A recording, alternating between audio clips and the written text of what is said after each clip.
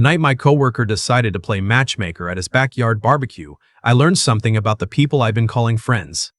Some of them don't want you to be happy. They want to watch you be uncomfortable and call it entertainment. My name is Daniel Hurst. I'm 31, I work as a project coordinator for a mid-sized construction firm in Calgary, and up until that summer, I had been single for about 2 years without anyone treating it like a civic emergency. Then I made the mistake of mentioning to my coworker Ryan that I hadn't been on a date in a while. Not a complaint, just a passing comment on a Tuesday afternoon. Ryan apparently filed that information away and waited for the right opportunity to do something spectacularly unhelpful with it. The invitation came on a Thursday. Backyard thing Saturday. Just a few people, low-key. That should have been my first warning. Ryan's version of low-key once involved a rented fog machine. The drive over was fine. I brought a six-pack of Alexander Keith's because that's what you do in Alberta when you show up to someone's house without much notice. Ryan lived in a newer development in the southeast end of the city. The kind of neighborhood where all the houses look nearly identical, but everyone's managed to make their backyard feel slightly different. His had a gas fire pit, a string of patio lights, and enough lawn chairs to seat a small jury. Which, as it turned out, was basically what it was. When I came to the side gate, Ryan was already at the grill doing the thing where you flip something that doesn't need flipping yet. His girlfriend Cassandra waved from the deck. 2 other couples I recognized from the office were sitting near the fire pit with drinks in hand, and there was one woman I didn't know, sitting slightly apart from the group in a chair near the end of the deck, holding a glass of white wine with both hands. Her name, I found out about 40 seconds later, was Sophie. She was around my age, maybe a year or 2 younger, with her hair pulled back in a loose way that suggested she hadn't fussed over it, but it had cooperated anyway. She was wearing a plain gray t-shirt and dark jeans, and she had the look of someone who was perfectly comfortable in her own company, but had arrived somewhere she wasn't entirely sure she should have come. I noticed all of that in maybe 3 seconds. What I noticed in the next 3 was the room. That shift. That subtle anticipatory shift people make when they think something is about to happen for their benefit. Cassandra suddenly finding her phone very interesting. One of the guys, Marcus, leaning back in his chair just slightly, Ryan glancing over from the grill with a grin he was trying to contain. Sophie noticed it too. I could tell by the way she looked at her wine glass instead of at me. Ryan said too cheerfully, "Danny, there he is. Come on over. This is Sophie. Sophie, this is Daniel." Sophie looked up and smiled in the way you smile when you've already identified the situation and decided to be gracious about it anyway. "Hi." "Hi," I said. Then Ryan added, with the subtlety of a car alarm, "We thought you two might hit it off." Nobody at the fire pit said anything. Someone took a long sip of their drink. I looked at Sophie. She looked at me. We had both just been told in front of 6 witnesses that our mutual value was up for public assessment. I pulled over one of the empty chairs and sat down next to her. "So," I said, "how long have you known Ryan well enough to be subjected to this?" Sophie blinked. Then something shifted behind her eyes. "About a year. He works with my cousin." She paused. "You?" 4 years. Long enough that I should have seen this coming. That got a quiet laugh out of her. Small, careful. Like she wasn't sure yet if she was allowed to find this funny. Ryan came over with a plate of something and set it on the table between us with the energy of someone who expected a standing ovation. "There we go. You two good? Need anything?" "We're fine," I said. "Go flip something." He laughed slightly less certain than usual and went back to the grill. For the first 20 minutes or so, the group attempted normal conversation and mostly failed. Topics kept circling back towards Sophie and me, then veering away when they got too close, like everyone was waiting to see if the chemistry experiment would produce smoke. Sophie handled it better than the situation deserved. She worked as a registered nurse at Foothills Medical Center. She had grown up in Red Deer, moved to Calgary for school, and stayed because the mountains were close and the rent was only moderately catastrophic. She liked hiking and hated board games that took longer than 45 minutes to explain. She had a very specific theory about how you could tell someone's character by how they handled a delayed flight. "That seems like a lot of pressure on one situation," I said. "It's not pressure, it's information." She tilted her head slightly. "People are very honest when their plans fall apart. What's the verdict if someone just goes to sleep on the airport floor?" She smiled for real that time. "Extremely high marks, that's coping. That's wisdom." I laughed. "Not the polite version, the actual version." Marcus, who had been half listening from across the fire pit, chose that moment to lean forward with the expression of a man who had been waiting for his line. He was one of those guys who mistook confidence for insight. "So, Danny," he said, grinning toward me, "what do you think? Is Sophie your type?" The group went quiet, in the particular way groups go quiet, when someone says the thing everyone was thinking but had enough sense not to say out loud. I set down my drink. Sophie's expression didn't crack. She was good at that. But I saw her grip shift slightly on her glass. This was the moment. The one the whole evening had been building toward without anyone admitting it. The moment where everyone got to find out what kind of person I was willing to be when a woman's dignity was sitting right there on the table and the room was waiting to see if I'd let it get knocked off. I looked at Marcus and said, "No." The fire crackled. Nobody moved. Sophie looked at the ground. Before the silence could turn into something worse, I finished. "She's sharper, more interesting, and funnier than most people I've sat next to in the last 2 years. So if you're asking whether I usually end up next to someone that's worth talking to, the answer is no." I turned slightly towards Sophie, not performing it, just making sure she actually heard me. "That's what I think." Nobody said anything for a long moment. Marcus's grin died the quiet death it deserved. Cassandra looked at the string lights above us. Brian suddenly needed to check on something at the grill. Sophie lifted her eyes to mine. "Just for a second." "Long enough." Then I looked back at Marcus. "And if you are asking something different than what you said you were asking, then don't." That was the end of that. Sophie looked at her wineglass and said quietly, "Well, that was unexpected. Good unexpected, or I'm leaving through the back gate unexpected." She considered this with more seriousness than it technically required. "Ask me in an hour." I can work with an hour. And for the first time since I'd arrived, I forgot the rest of the yard existed. After Marcus's comment landed and got cleared away, the group lost its appetite for whatever sport they'd been planning. Conversations restarted, awkward and overcompensating. Sophie and I turned slightly away from them without making a production of it, the way you naturally angle toward whoever in the room is actually worth talking to. She told me about a patient she'd had earlier in the week, an elderly man who had brought his own crossword puzzle book to his pre-op appointment and asked her to sit with him until he finished the Tuesday one because, as he put it, the Tuesday ones are the only ones still worth doing. She told it without performing it. Just like it was a thing that happened, and she wanted to share it. "Did you sit with him?" I asked. "For about 7 minutes. Until my supervisor walked by and I had to pretend I was updating his file." "Were you?" "I was on 7 across." She smiled. "I got it, though." I asked what she found hardest about nursing and she didn't give me the recruitment poster answer. She said, "The paperwork, honestly." Which sounds terrible. But the paperwork is what keeps you from being fully present, and the whole job is supposed to be about being present. That was the kind of answer that made me want to keep asking questions. An hour passed without me noticing. The fire got lower. People refilled drinks. At some point, Cassandra brought out a bowl of chips and set it near us with a smile that was slightly too deliberate to be casual. Sophie saw it. "They're watching us like we're a nature documentary," she said. "We are. David Attenborough is somewhere narrating this." And here at the suburban fire pit, the awkward setup begins to show unexpected signs of actual chemistry. The Maymuta species has, against all predictions, said something decent. She laughed, properly this time. And then she looked at me and said, almost to herself, "I almost didn't come tonight." "What changed your mind?" She shrugged. "My cousin said it would be fine, and I didn't have anything else going on." She paused. Both of those turned out to be only partially true. I didn't ask her to elaborate. I let it sit. Later, when people were starting to gather their things and figure out who was driving who, Sophie slipped away from the group and walked toward the far end of the yard near the fence, where the patio lights didn't quite reach. I followed a few minutes later, after giving Ryan a look that meant our conversation was not finished. She was standing with her arms loosely crossed, looking at the city glow over the rooftops. "You okay?" I asked. "People keep asking me that tonight." "That's not an answer." She was quiet for a moment. "I'm fine.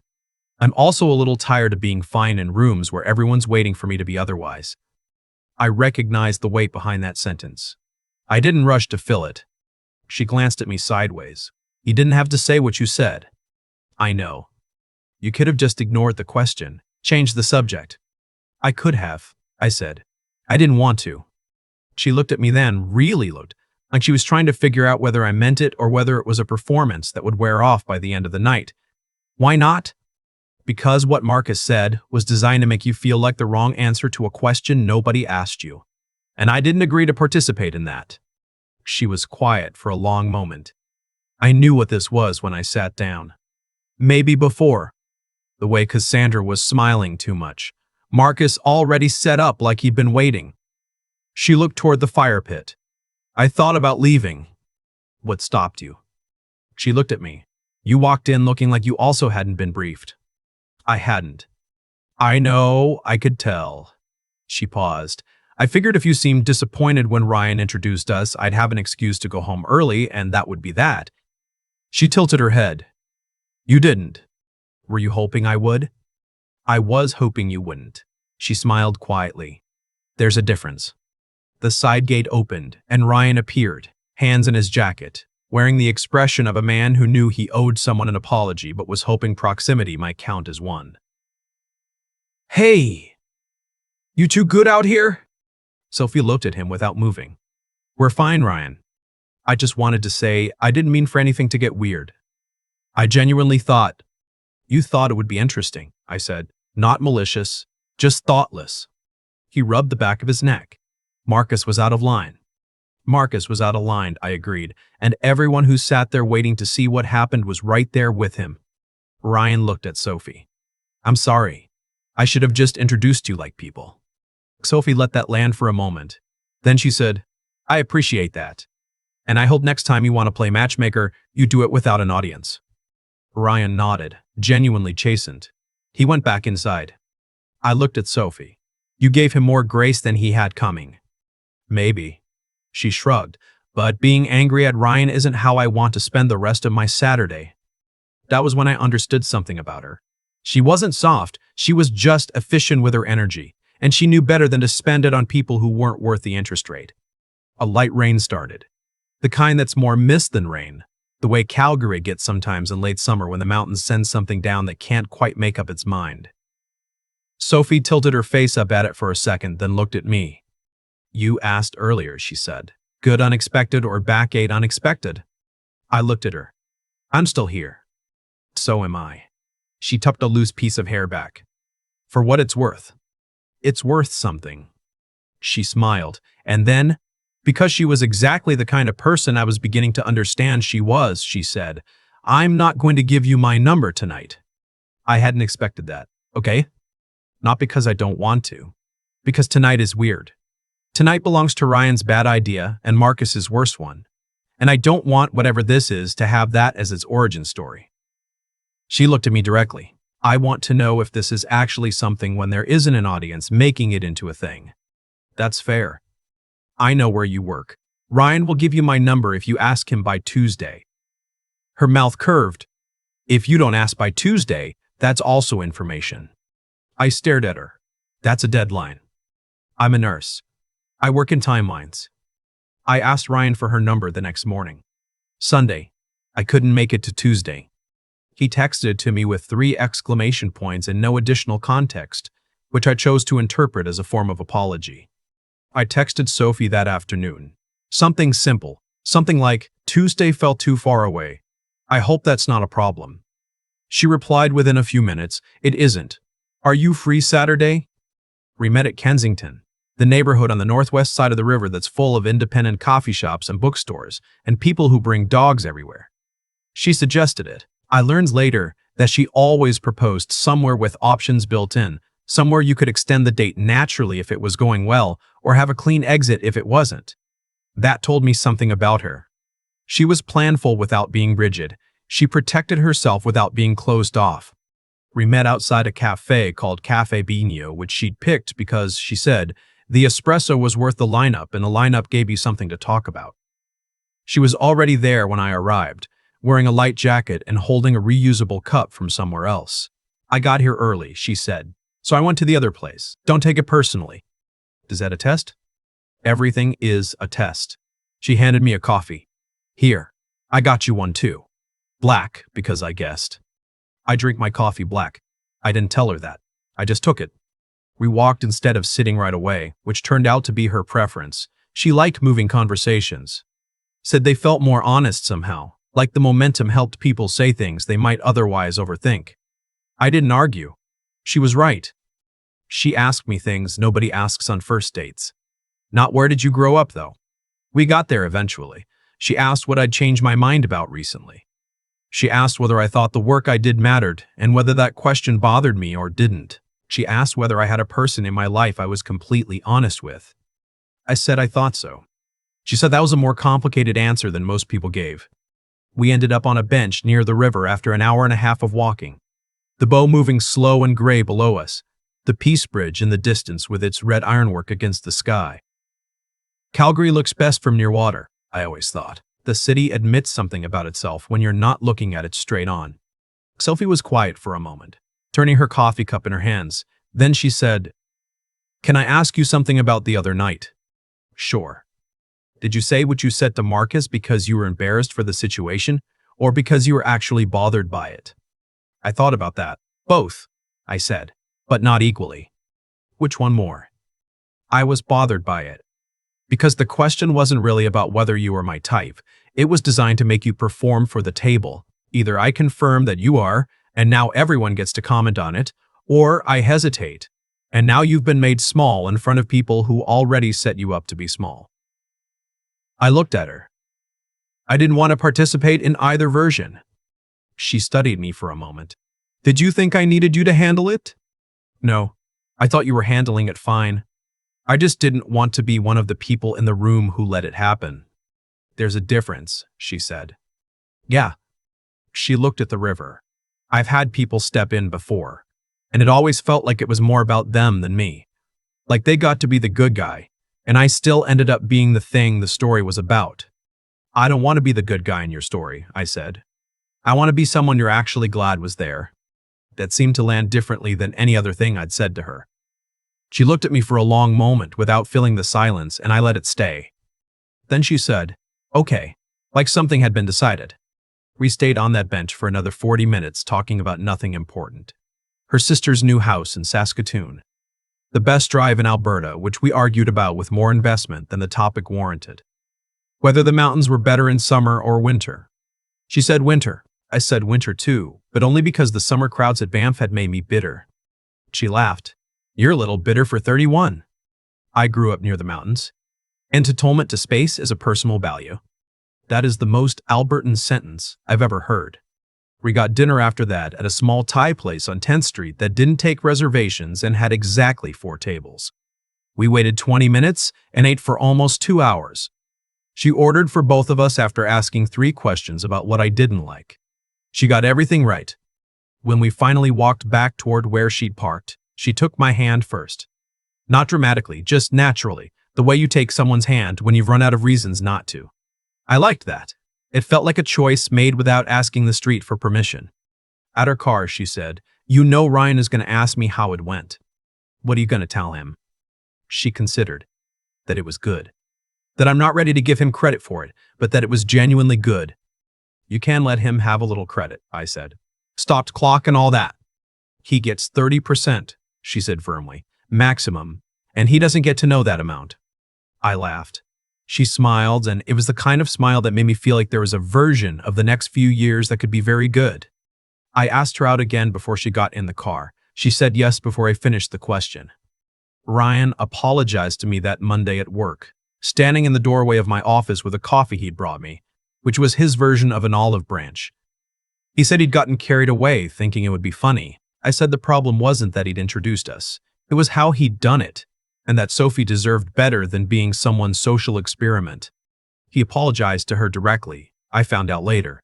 She accepted it, and she told me what she told him, that she forgave him, but that forgiveness wasn't the same as forgetting, and that she hoped he understood the difference. He did, I think. He got quieter about the whole thing, which for Ryan was meaningful. Sophie and I dated through that fall and into winter. The first time she came with me to a Christmas thing at my parents' house in Okotoks, my mother had her helping in the kitchen within 10 minutes, because Sophie had asked to help and genuinely meant it. My dad showed her the woodworking stuff he did in the garage, and she asked actual questions. On the drive back to the city, she fell asleep in the passenger seat before we hit the highway, and I drove the whole way without the radio on because I didn't want to wake her up. That was the moment I knew. not some grand gesture. Just not wanting the drive to end. She moved in with me the following spring. Her apartment lease was up, and we'd both been quietly stalling around the conversation for 2 months. She brought a very specific cast iron pan she was not willing to leave in storage, and a collection of half-finished novels on her nightstand that I was not allowed to move. I brought too much outdoor gear and a coffee setup that took over an entire counter. We compromised by acknowledging we were both unreasonable and moving on. I proposed in Kananaskis, the fall after that. We'd gone up for the weekend. One of those October trips when the larches turn yellow and the whole valley looks like someone adjusted the color settings on reality. We were on a trail we'd done twice before, above the tree line, with the whole range spread out in front of us, and I stopped at a place where we'd sat once before and eaten lunch, and talked about nothing for an hour. I didn't have a speech prepared. I tried to write one and it kept sounding like a speech, which wasn't us. So I just said the true thing. I don't want to be the person who showed up one night when it mattered, I said. I want to be the person who shows up every ordinary day after it. Sophie looked at me for a long time without saying anything. Then she laughed, but her eyes were bright, and she said, "You've been holding that line. I've been thinking about it for a while." "It's good," she admitted. "It's annoyingly good." "Is that a yes?" She looked out at the mountains, then at me. Then she said yes, the way she'd said okay on that bench by the river. Like something had been settled that had been quietly waiting to be. Later, when people asked how we met, I'd say a coworker set us up at a barbecue, and Sophie would say, more precisely, that a group of people assembled us like a social experiment and were disappointed by the lack of spectacle. Then I'd add that the lack of spectacle was the whole point. And she'd look at me with that small, sharp smile and say, "Exactly. What would you have done if the people around you decided your love life was something to watch? Have you ever been in a room where someone underestimated you before they even bothered to know you? Tell me in the comments. If this one found you at the right time, leave a like and subscribe. I'll see you in the next one. I still think about the moment Marcus asked that question. Not because it was the worst thing anyone's ever said in my presence. It wasn't, not even close. But because of what it revealed about how easily a room full of people can agree, without a single word between them, to make someone else the subject of their evening. What happened at Ryan's backyard that night wasn't extraordinary. It was ordinary. That's the part that stays with me. People do this kind of thing all the time, convinced it's harmless because nothing technically cruel was said out loud. But there's a kind of harm that lives in the setup, in the watching. In the way a group of people can decide, silently and collectively, that someone else's dignity is entertainment. Sophie walked into that yard having already done the math on the situation. She knew. She'd probably known before she even sat down. And she stayed anyway, not because she was passive, but because she had the self-possession to not let anyone else's small thinking dictate her exit. That took something, a kind of quiet strength that doesn't announce itself, that most people miss entirely when they're busy looking for something louder. I think about what would have happened if I'd laughed at Marcus's question. Or hesitated. Or given the diplomatic non-answer that would have let everyone off the hook, including me. The night would have ended. Sophie would have gone home, and I would have driven back to my apartment having participated in something I'd have spent a long time not quite admitting to myself. The honest thing isn't always the easy thing. It's rarely the comfortable thing. But I've found that the moments when I've chosen to say something true over something safe are the moments I can actually look back on. Everything else blurs. The times I stayed quiet when I shouldn't have. Those blur too, but in a different way. The kind you feel rather than see. What I keep coming back to is this. The choices that define us rarely feel like choices in the moment. They feel like instincts. But instincts aren't random. They're built, slowly, over time, by the decisions you've already made, the things you've already decided you're not willing to do. The person you've been quietly becoming, whether you're paying attention to it or not. Sophie was the same way. She could have made that night smaller than it was. She could have shrunk into the situation, or made a scene, or left early and let everyone call it a failure. Instead, she sat with her wine, made her assessments quietly, and waited to see who I actually was before she decided anything. That's not luck. That's judgment. The kind that takes years of paying attention to your own life to develop. I don't think the universe rewarded us for being decent. I think we just both happened to be people who'd done the work of figuring out what we valued before that evening arrived. And when the moment came, we both knew what to do with it. That, I think, is the only thing worth passing on from any of this. Not the story. The habit underneath the story. The slow, unglamorous work of deciding who you're going to be before anyone's watching, so that when they are, you don't have to think about it.